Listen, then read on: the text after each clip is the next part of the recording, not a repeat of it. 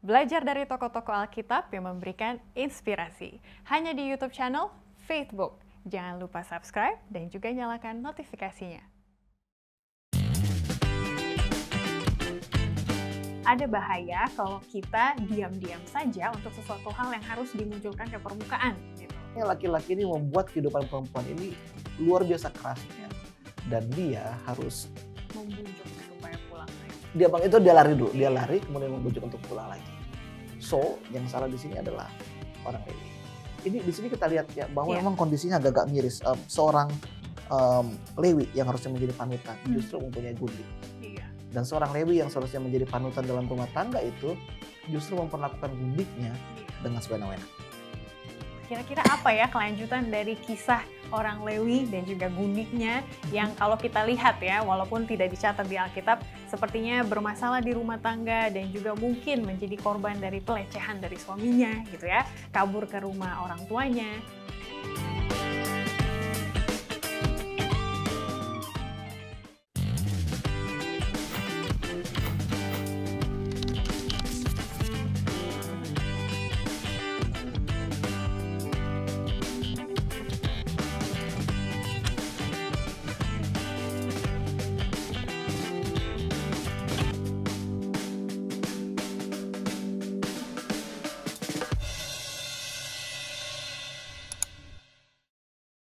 Shalom teman-teman Facebook, senang deh kita bisa kembali bertemu di program favorit kita, Facebook, yang membahas mengenai tokoh-tokoh Alkitab yang memberikan kita inspirasi untuk tetap kuat di dalam iman kepada Yesus Kristus.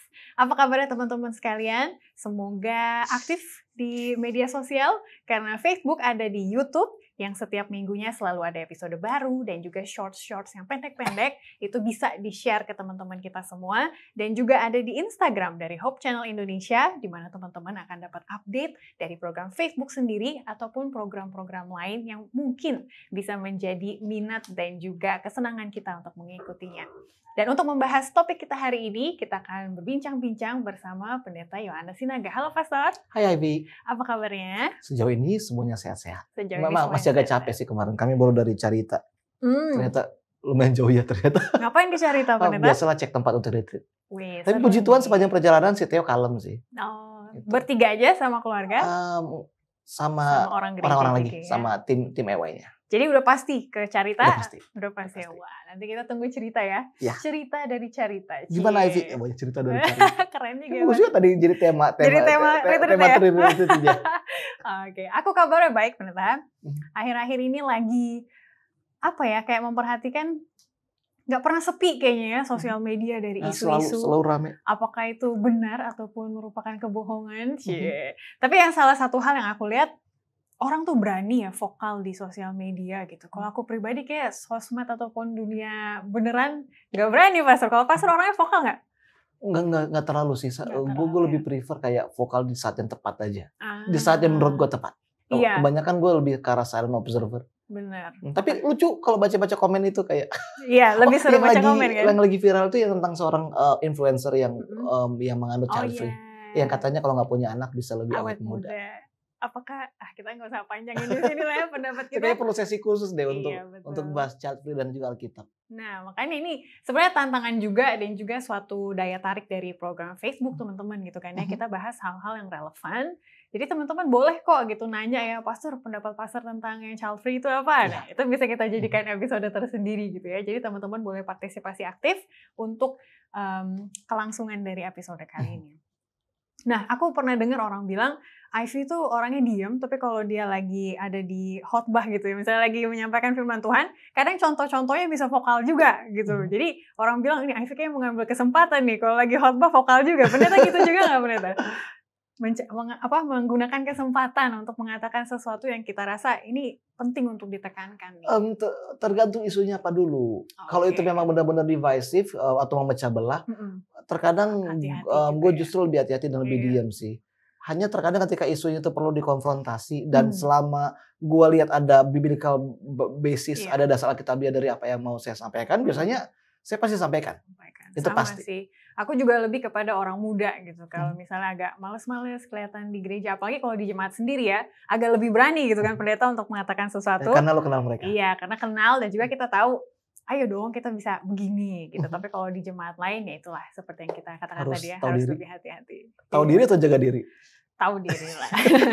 Tapi ada isu yang kalau buat pendeta, aduh ini gue agak susah nih kalau mau diem nih gitu ya. Ini kayaknya harus mengatakan pendapat. Ada nggak isu-isu seperti itu? Sejauh ini kalau itu membahas mengenai fundamentalisme itu biasanya gue bicara. Oke, prinsip Alkitab. Prinsip Alkitab dan juga penerapannya dalam kehidupan sehari-hari. Contohnya kayak ada beberapa ajaran-ajaran yang mereka anggap itu sebagai dasar dari iman, padahal sebenarnya enggak. Jadi mereka bilang, contohnya kayak soal isu musik. Iya. Ya, gue sangat concern sama musik. Tapi kalau orang bilang bahwa kalau dengar ke satu musik itu saja hanya itulah satu-satunya jalan keselamatan, menurut gue nggak ada relasinya antara musik sama keselamatan. Tapi itu beberapa hal yang gue pasti speak up soal itu. Nah kalau bahas musik kayaknya beberapa episode juga nggak cukup bener. Itu kan cukup luas banget. Kenapa kita bahas tentang masalah vokalisme ini? Vokalisme bukan berarti latihan menyanyi ya teman-teman ya, tapi mengekspresikan pendapat gitu ya di publik, karena topik yang akan kita bahas kali ini mengenai bahayanya kalau kita diam. Jadi ada waktu-waktu tertentu kita perlu juga speak up. Tapi kadang resiko dan juga konsekuensinya itu yang ditakutkan. Tapi ini akan kita lihat di pelajaran kali ini. Jadi jangan kemana-mana, kita akan lanjutkan setelah yang satu ini.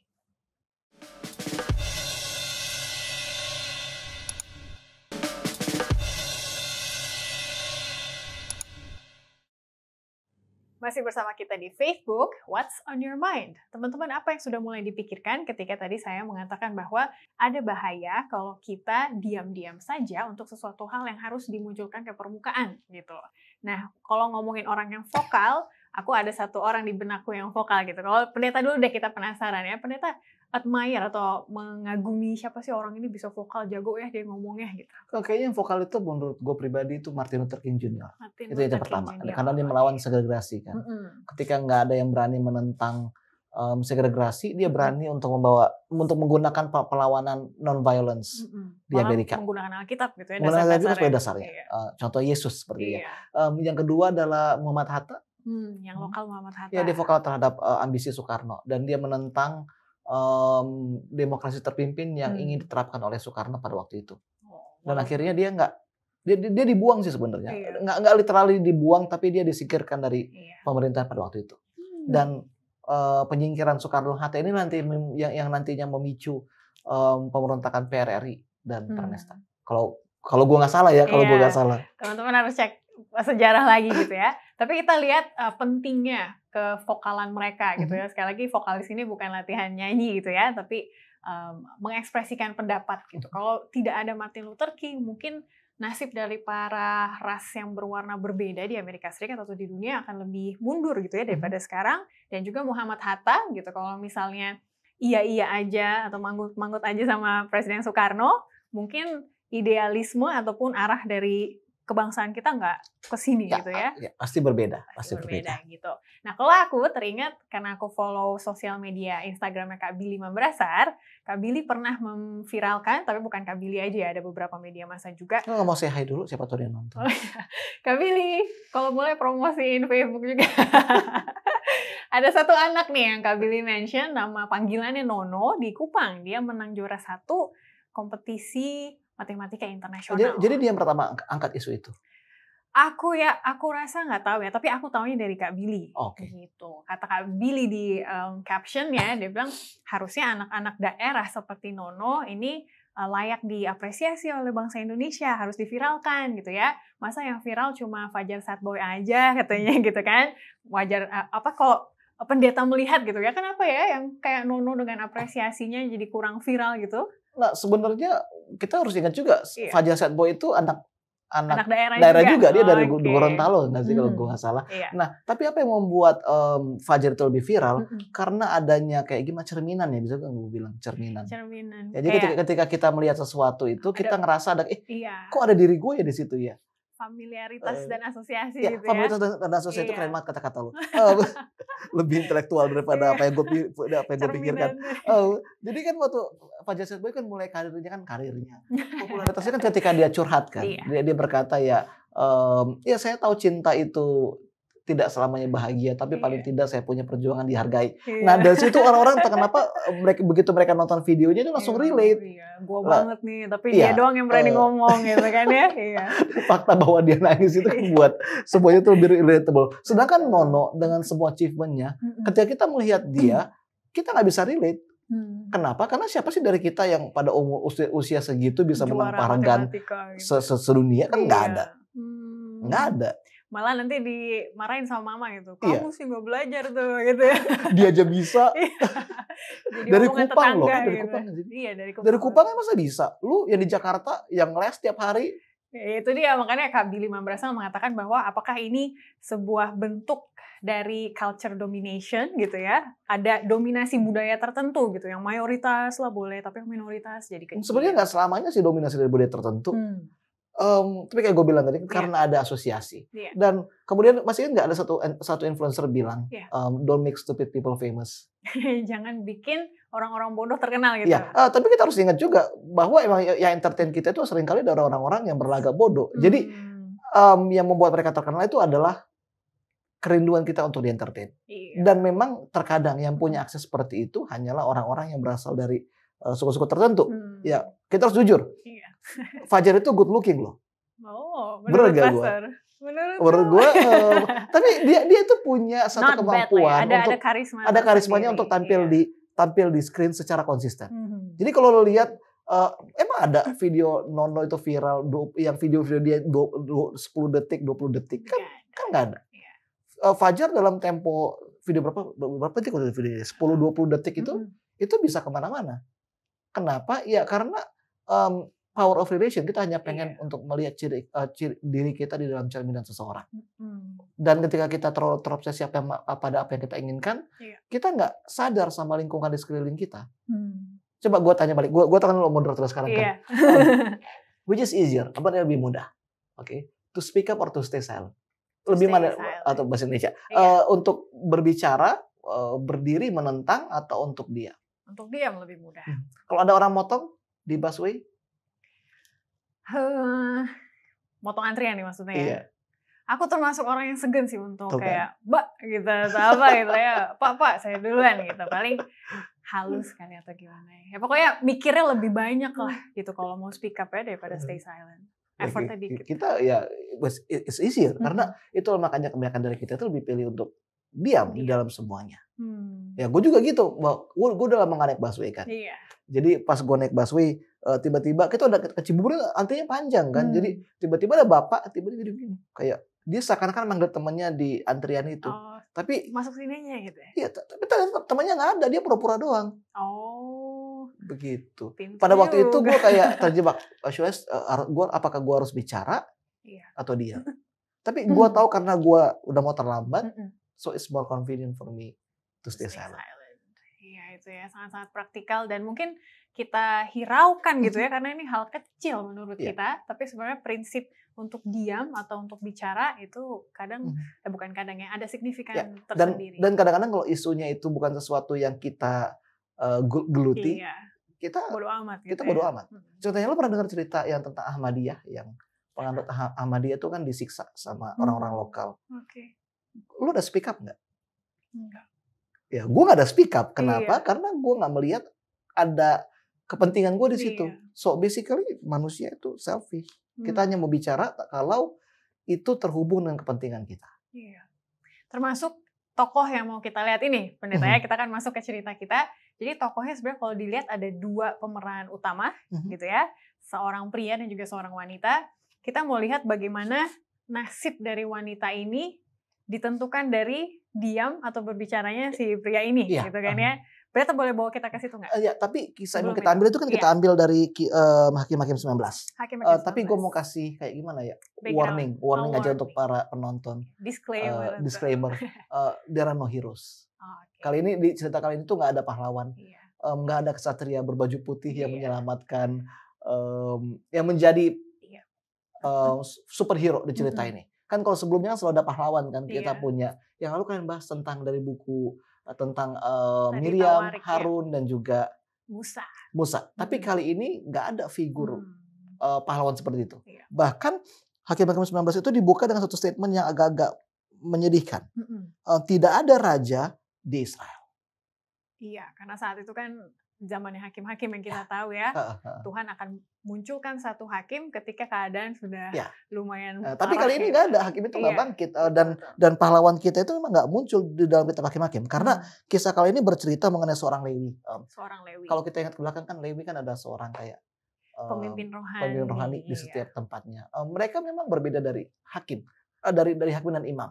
Tapi dimanapun mereka berada itu seharusnya mereka menjadi saluran keadilan dan juga contoh ilahi. Tapi kita saksikan di sini orang Lewi ini agak unik karena dia mengambil seorang gundik dari Bethlehem Yehuda. Orang Lewi punya gundik juga. Iya, jadi diambil dari Bethlehem Yehuda kemudian dibawa ke tempatnya di pegunungan Efraim. Kita kembali ke pegunungan Efraim setelah yang beberapa pelajaran lalu. Dan yang terjadi kemudian, BTW lu tau kan bedanya gundik sama istri? Apa? Kayak apa ya, secara sipil dan legal bukan istri, tapi dia yang nafkahin juga dan bisa punya anak juga. Tapi haknya di bawah dari istri itu tahu. Lu lihat itu dari kacamata sekarang. Oke. Kalau dulu beda. Kayak hamba kayak itu. Istri itu adalah kekasih pasangan pendamping hidup. Gundik properti. Kayak objek aja. Jadi lu punya gundik bukan karena lo pengen meneruskan, memang keturunan juga.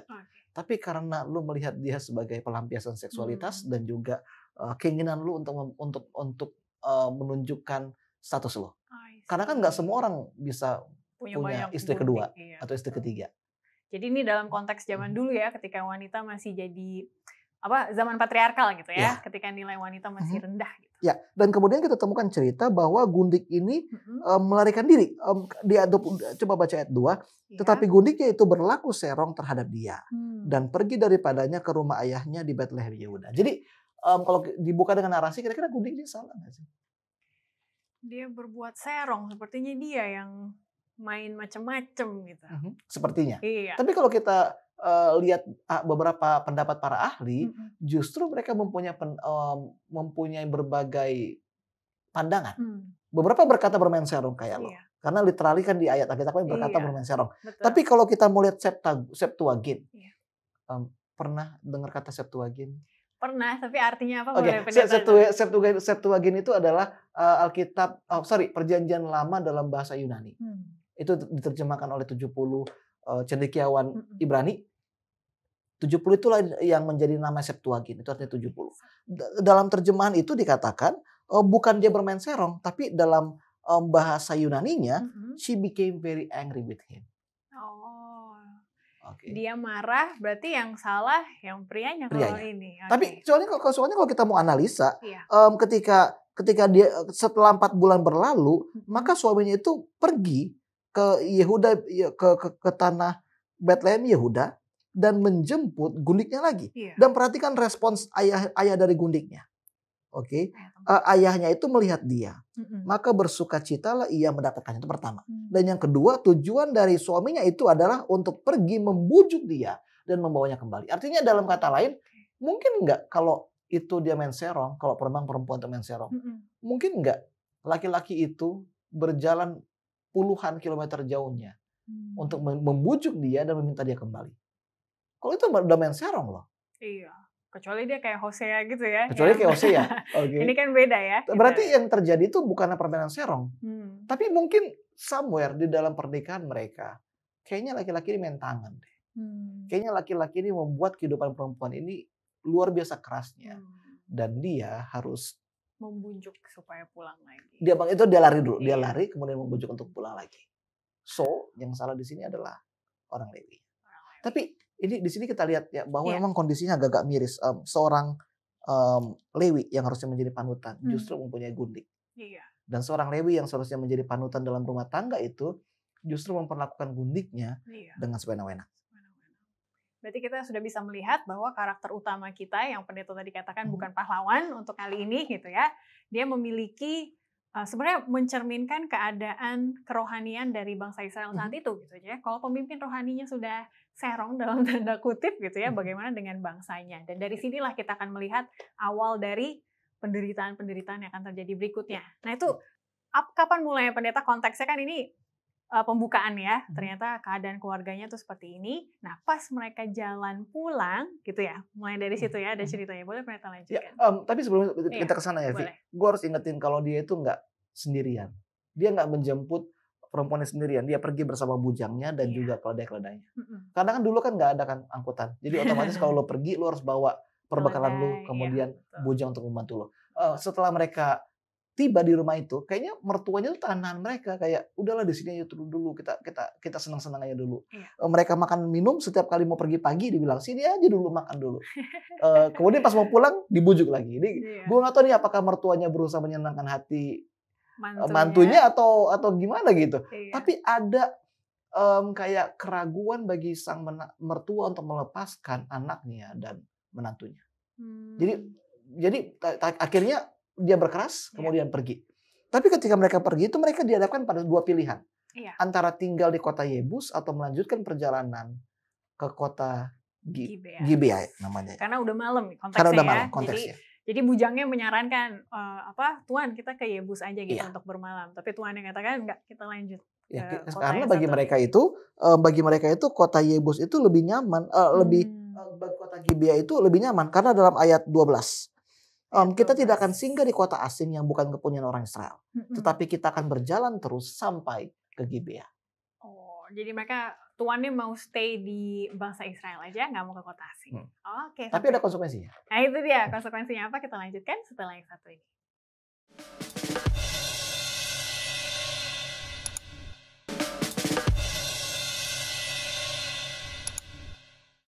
Masih bersama kami di Facebook, teman-teman. What's on your mind? Kira-kira apa ya kelanjutan dari kisah orang Lewi dan juga gundiknya yang kalau kita lihat ya, walaupun tidak dicatat di Alkitab, sepertinya bermasalah di rumah tangga dan juga mungkin menjadi korban dari pelecehan dari suaminya gitu ya. Kabur ke rumah orang tuanya dan juga kesannya seperti ditahan-tahan oleh bapak dari gundik ini. Lalu mereka mau pergi pulang, tapi mereka harus menginap di satu tempat. Apa yang menjadi kelanjutan pendeta di tempat tersebut? Namanya Gibea ya. Jadi ketika mereka tiba di Gibea itu entah kenapa nggak ada yang mau menerima mereka. Itu mereka masuk lewat pintu gerbang. Padahal itu kawasan Israel sesama mereka gitu ya. Itu dari kawasan Benyamin, kepunyaan suku Benyamin. Dan uniknya adalah ketika mereka duduk di tanah lapang itu, kan memang pada waktu itu kan hospitality itu salah satu kunci dari budaya mereka. Jadi kalau ada tamu, lu harus nyambut. Keramah tamahan. Ya. Siapapun itu kalau ada orang masuk ke kota, kamu harus nyambut. Itu hak mereka. Ya? Kayak Abraham begitu dia lihat ada 3 orang, dia langsung ajak masuk buat roti dan kemudian potong domba. Karena di zaman mereka dulu kan nggak ada, sedikit banget penginapan. So technically kamu itu harus tinggal di rumah orang. Nah, jadi kenapa demikian? Karena kalau kamu berada dalam posisi yang sama, orang-orang itu juga akan ingat. Jadi keramah tamah itu membangun hospitality. Ya, gue nggak tahu ya kalau sekarang kan kita nggak lagi kan. Kalau misalnya ada orang asing ke Cakung, apa langsung otomatis undang ke rumah? Sangat-sangat skeptis gitu zaman sekarang ya. Siapa? Ini baik nggak maksudnya atau gimana gitu ya. Kan jarang banget kan misalnya kalau tiba-tiba orang datang ke rumah, kan jarang banget lonjak masuk kemudian makan kan, itu kayak jarang banget. Tapi zaman dulu itulah kode etik mereka. Kalau ada orang asing harus disambut. Tapi orang ini mereka menunggu di town hall, apa sih namanya town hall itu, tanah lapang kota, dan tidak ada yang mau menerima mereka. Nggak ada yang mengundang, nggak ada yang menyapa. Kasian banget. Hening banget, hening banget. Dan pada waktu malam hari dikatakan siapa yang datang ayat 16? Ada seorang tua. Dari mana mereka berasal? Yang pulang dari pekerjaannya di ladang. Orang itu berasal dari pegunungan Efraim, tinggal di Gibea. Nah, kenapa orang ini langsung undang orang Lewi ini? Karena udah malam juga ya. Karena udah malam pertama. Kemudian apa lagi? Dari mana dia berasal? Ingat, orang tua itu berasal dari pegunungan Efraim. Sama seperti tempat di mana orang Lewi itu tinggal. Jadi mereka kenalan kan, kayak kalau Bataknya Marta Rombol. dari mana, dan Pak? kemudian mereka sadar mereka itu, kita sama-sama ya, kalau gitu sini masuk rumah. Let's be honest, mana yang lebih mudah? Ramah ke semua orang atau ramah ke orang-orang tertentu? Yang kedua dong. Ya, yang kedua. Kayak tadi kan harus ada perasaan connected kan. Kadang-kadang perbuatan baik kita itu memang dilandaskan pada sifat-sifat relasional ya. Gue atau kalau di gereja-gereja, Iya. notice nggak kadang-kadang kalau tamatan dari satu Beberapa universitas itu institusi, situ aja, nanti di situ yang dari Iya. Filipina nongkrong di situ aja. Jadi hal ini menunjukkan bahwa sebagai manusia terkadang kita nggak punya kemampuan untuk berbuat baik ke semua orang. Terkadang Pilih-pilih juga kita gitu sangat ya. selektif Iya. untuk berbuat baik. Tapi paling enggak, at least orang ini memang membantu orang Lewi itu, orang tua ini. Kenapa demikian? Karena dia juga bukanlah penduduk lokal. Iya, dia orang Efraim ternyata ya. Oke. Gitu. Dia bukan penduduk lokal. Well, lu tahu rasanya gimana jadi anak rantau Anak kan? rantau ya. Lebih Jadi- iya, apa namanya? Mengerti penderitaan satu Iya, sama lain lah ya, iya. bisa connect. Kayak kalau misalnya lu lihat di gereja Cakung ada orang dari Afrika atau dari Asia atau dari Amerika. Lu pasti otomatis langsung transit untuk mereka nggak? Iya, duduk Kenapa? di sampingnya. Karena mampu Bukan karena mampu. dan juga pernah mengalami. Karena lu hal pernah yang mengalami. sama. Lu Iya. tahu rasanya jadi orang asing. Iya.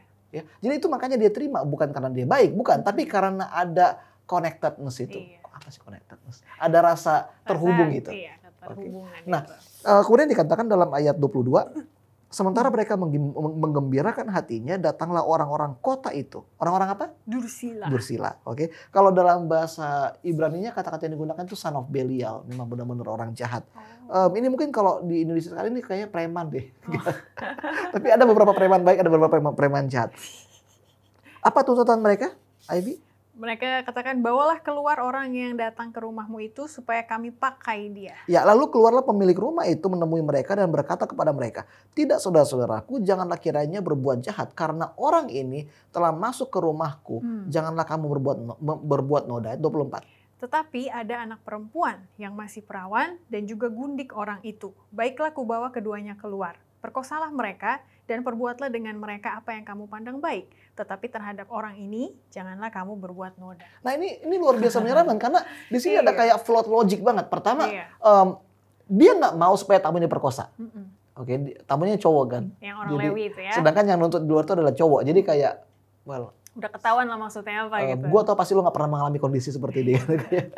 Tapi bagi dia nggak ada masalahnya bagi dia. Adalah kekejian bagi dia untuk membiarkan tamunya diperkosa. Tapi nggak ada masalah sama dia untuk membiarkan anak perempuannya dan juga gundiknya ini untuk diperkosa oleh orang-orang di luar.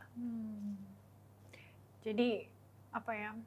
Keadilan dan juga benar dan salah ditentukan masing-masing orang itu ya untuk zaman itu. Bahkan dari kata-katanya dia dikatakan perbuatlah baik, perbuatlah dengan mereka apa yang kamu pandang baik. Jadi gua. Iya, jadi ini memang ada ajaran-ajaran postmodernisme banget. Apa yang benar bagi lu belum tentu benar bagi gua. Tapi bagi orang tua ini ya selama gua masih membela hak tamu-tamu gua, then I must be doing the right things. Iya. Menurut gue baik gitu ya. Menurut gue baik gak apa-apa. Iya. Oke. Dan kemudian apa yang terjadi, dia orang-orang itu tidak mau mendengarkan perkataannya, lalu orang Lewi itu menangkap gundik dan membawa mereka keluar rumah.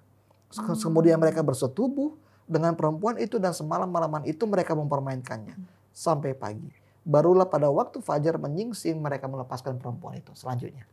Menjelang pagi perempuan itu datang kembali, tetapi ia jatuh rebah di depan pintu rumah orang itu, tempat tuannya bermalam, dan ia tergeletak di sana sampai fajar. So, what do you feel after reading this? Ini menarik sih kata yang dipakai, orang Lewi itu menangkap gundiknya. Kalau ditangkap kan berarti sempat kabur atau memberontak itu kayak nangkap ayam gitu kan. Maksudnya bukan dalam keadaan yang pasif.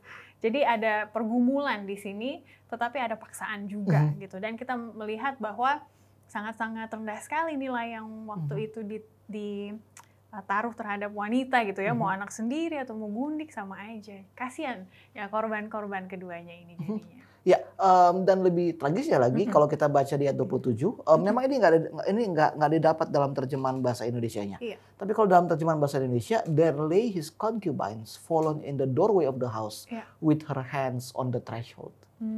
Jadi tangannya itu pada dia jatuh, pintu, tangannya itu ada ya, tangannya menggapai. Tangannya pada ambang pintu. Berarti gue yang salah. Tangannya itu bukan saja pada ambang pintu, tapi dia seakan-akan berusaha untuk meraih masuk. Memang kayak agak-agak tragis gitu. Iya. Jadi dia digunakan hanya untuk keselamatan dari tuannya. Dia nggak pernah punya pilihan.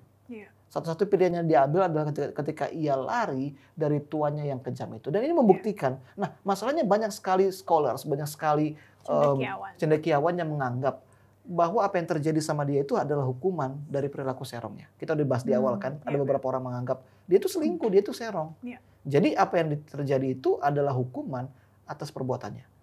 Tapi, ada yang salah di sini. Kenapa? Karena dia nggak serong dari awal. Justru suaminya itu yang abusive. Nah, kalau lu dalam posisi lu, ya kalau misalnya just imagine if you're a guy, mungkin nggak lu buat hal yang sama? Kalau nggak ada kontrol dan power dan dukungan ya, cuma bisa ngikut-ngikut aja. Tapi gitu mungkin nggak lu mengorbankan seseorang hanya untuk keselamatan pribadi? Yakin? Nggak tahu ya kalau kepepet. Tapi untuk memikirkan hal tersebut, reaksi pribadi adalah kayak miris ya gitu. Jangan sampai kayak gini ya gitu. Reaksi pribadi. Dan tapi gue pernah kayak nonton satu TV series dari Inggris. Jadi TV series ini punya satu premis yang berkata deep inside we are all killers. Perbedaannya adalah kita nggak punya kesempatan aja untuk membiarkan sifat alami itu muncul keluar. Gue nggak bilang ya bahwa lu punya potensi untuk jadi pembunuh. Tapi ketika lu terjepit, seringkali kita mengorbankan orang lain hanya untuk keselamatan pribadi. Dan orang lain itu adalah biasanya gitu ya yang lemah dan minoritas gitu ya. Minoritas. Ini makanya salah satu seorang scholars berkata demikian, dari semua tokoh Alkitab, dari semua tokoh yang ada di Alkitab, dialah yang paling terendah. Gundik ini. Dia muncul di awal dan di akhir cerita. Dia diperkosa, dia sendiri di dunia banyak pria. Bayangin, dia kalau dikatakan bahwa mereka bersetubuh dengan perempuan itu semalam-malaman dan mereka mempermainkannya. Jadi di mata orang Lewi dia adalah seorang objek.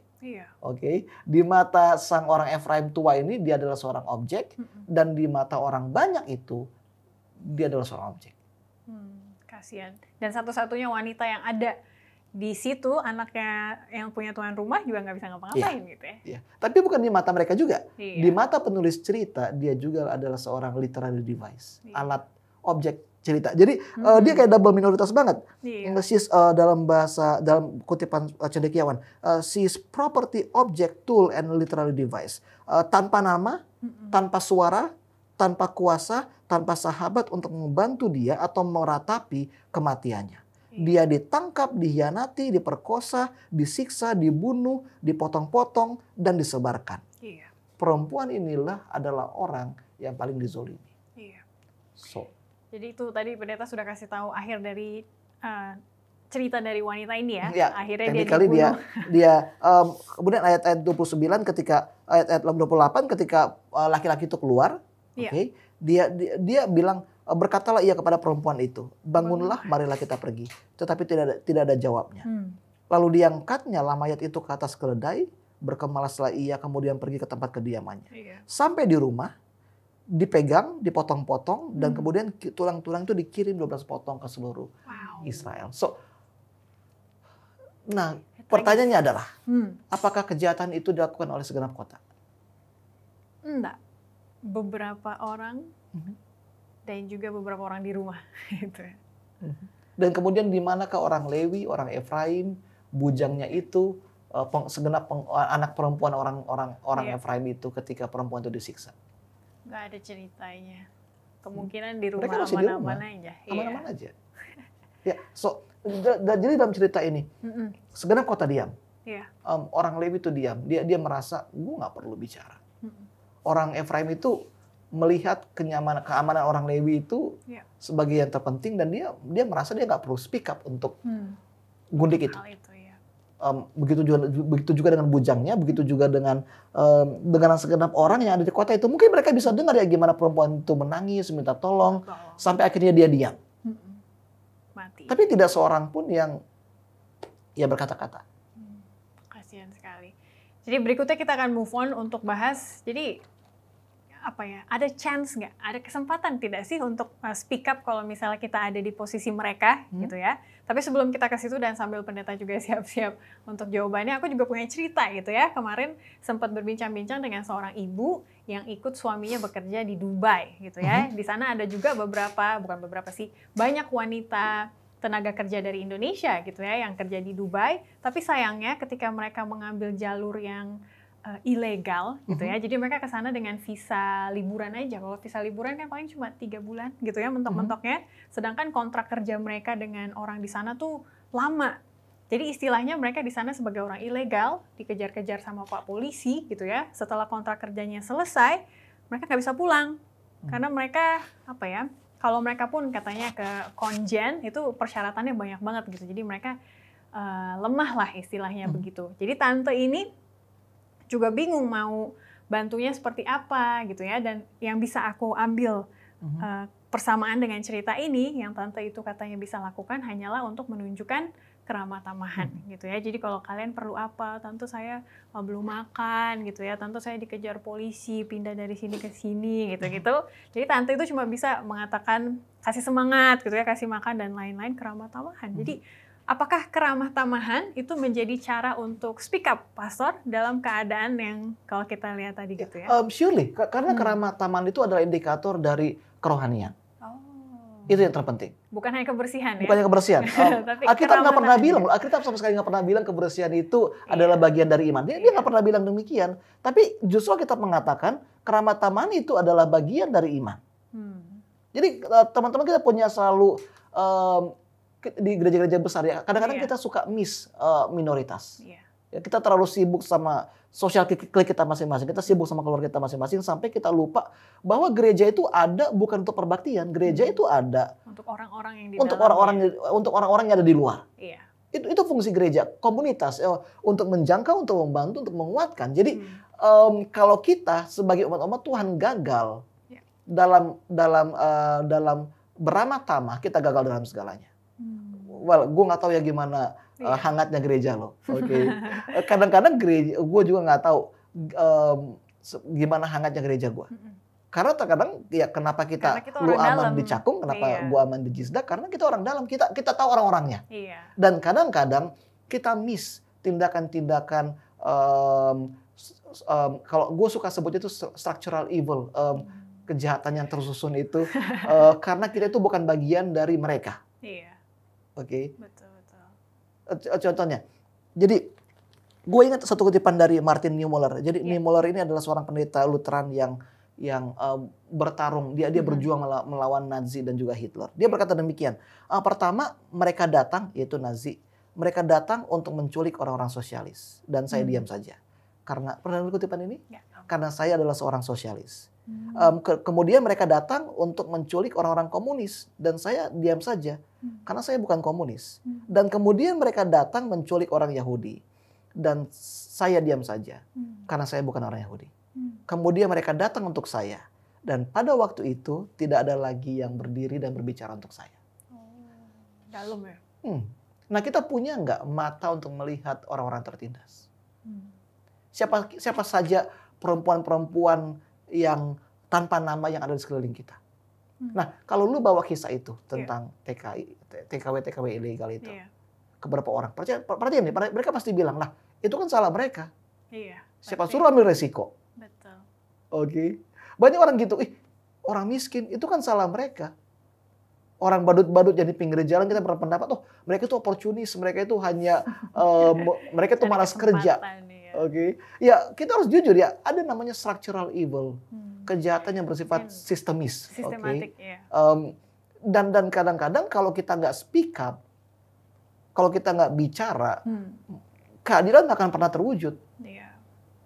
Dan aku suka dengan statement yang tadi, siapa namanya, Müller? Martin Niemöller.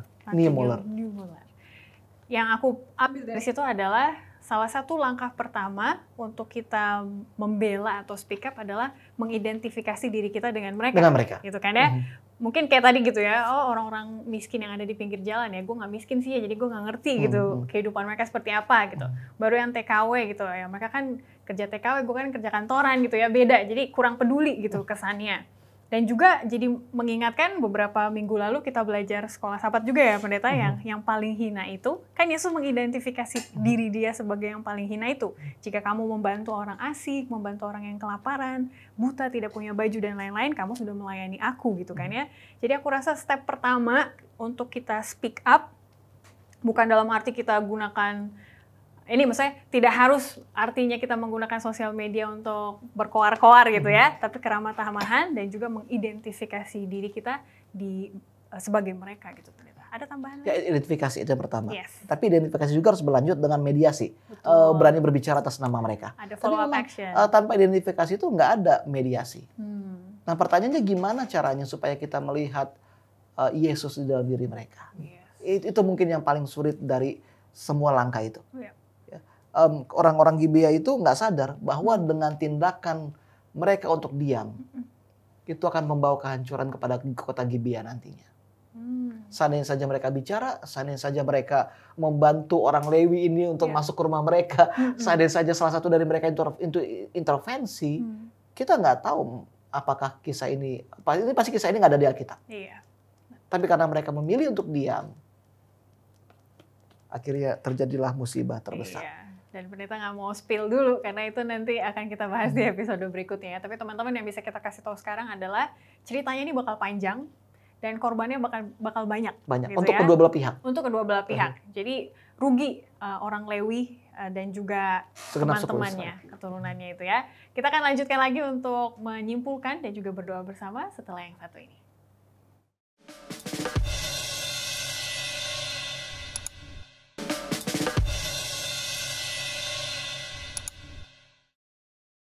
Login lagi ke Facebook, What's on your mind? Di akhir dari cerita mengenai orang Lewi dan juga gundiknya yang berakhir sangat miris gitu ya.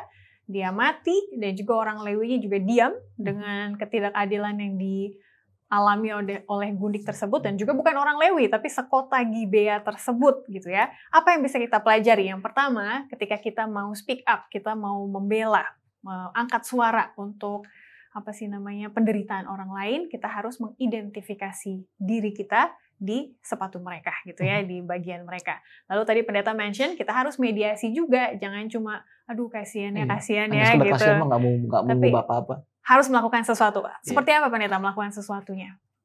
Pertama mungkin kita harus lihat dulu ya, coba analisa diri. Langkah-langkah simpel apa yang kita bisa buat, kayak dibilang sama Billy Memberasarkan, dia kan buat ngepost di IG kan. Jadi yang kita bisa buat itu adalah bangkitkan awareness sebenarnya. Terus yang kedua, kita harus berani bekerja sama dengan mereka yang punya sependapat dengan kita. Iya. Atau nggak punya harus ada kooperasi, ya? Harus ada kooperasi. Nah, tapi selanjutnya apa yang terjadi kalau kita tetap memilih untuk diam? Segenap kota itu akan dilabeli sebagai kota yang jahat. So, itulah makanya kalau lo mau coba bandingkan antara Hakim-Hakim 19 dan Kejadian 19, kota Sodom dan Gomora. Itu banyak banget kata-kata yang sama. Contohnya orang Lewi itu dan malaikat-malaikat itu tiba di malam hari. Mereka duduk di gerbang kota ataupun juga di lapangan kota. Kemudian mereka itu diacuhkan oleh banyak orang. Kemudian mereka rencana mau tidur di lapangan di tengah-tengah kota.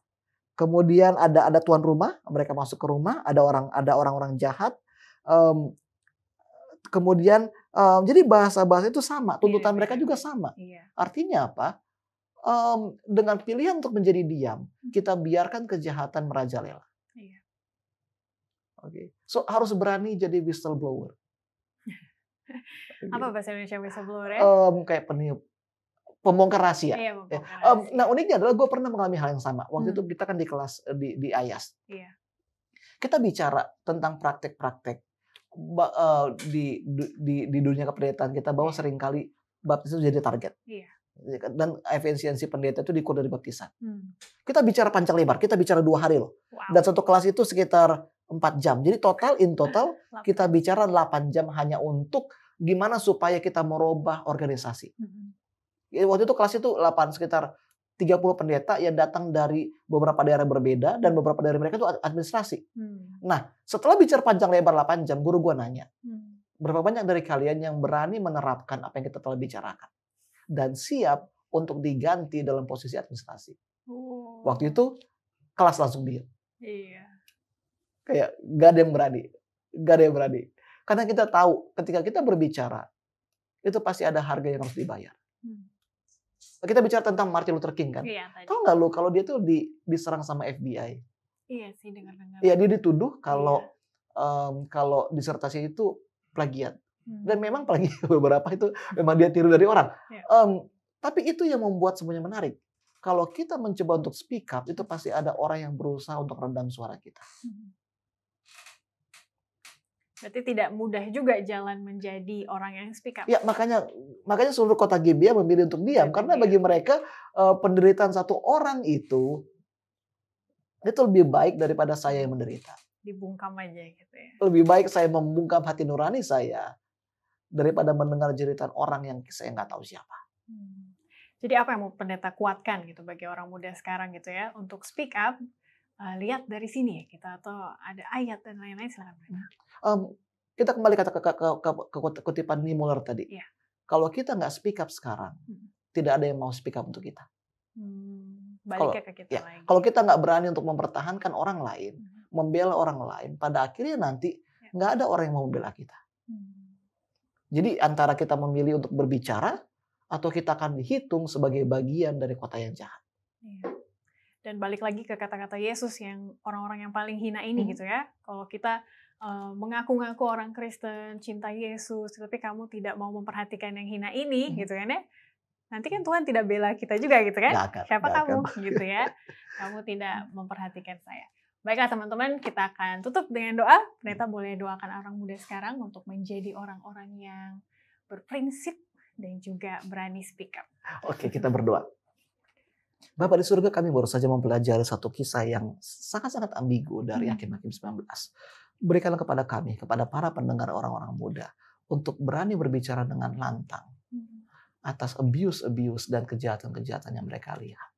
Tolonglah mereka Tuhan untuk mempunyai prinsip, untuk menjadi lebih ramah, mampu untuk mengidentifikasi diri mereka dengan kaum minoritas, dan menjadi seorang mediator atas semua penderitaan mereka.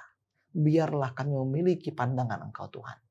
Satu mata yang melihat kasih-Mu di dalam hati dan kepribadian semua orang.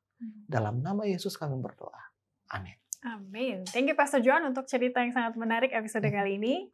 Dan juga teman-teman untuk partisipasi dan juga perhatiannya selama episode ini. Mungkin Facebook tidak memiliki solusi untuk banyak masalah yang ada di dunia ya Pastor ya. Tapi kita berani untuk menggali firman Tuhan, untuk membuka wawasan kita dan juga berkobar-kobar di dalam hati gitu ya. Seperti firman Tuhan juga di orang yang menuju Emmaus gitu ya. Ada sesuatu yang berkobar dalam hati kita, semoga itu menjadi awal dari perubahan kita bersama Tuhan.